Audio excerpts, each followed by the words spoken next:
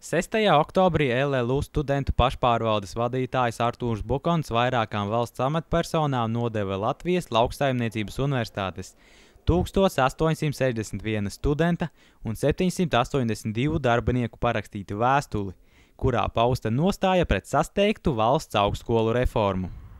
Vēstule nodota valsts prezidentam Valdim Zatleram, ministru prezidentam Valdim Dombrovskim, ekonomikas ministram Artim Kamparam, finanšu ministram Eināram Repšem, zemkopības ministram Jānim Dūklavam un izglītības un zinātnes ministrei Tatjanai Koķei.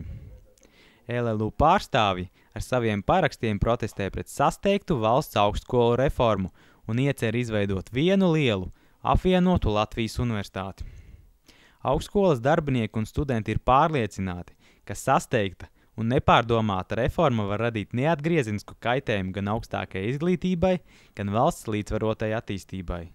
Tāpēc LLU pauž neusticību pašreizējās darba grupas sastāvam, kas strādā pie augstākās izglītības reformas projekta izveides un aicina tajā iekļaut visas problēmas risinājumā ieinteresētās puses, arī reģionālu augstskolu rektorus un studentus, pašvaldību pārstāvjus, kā arī atbilstīgo nozaru ministrus.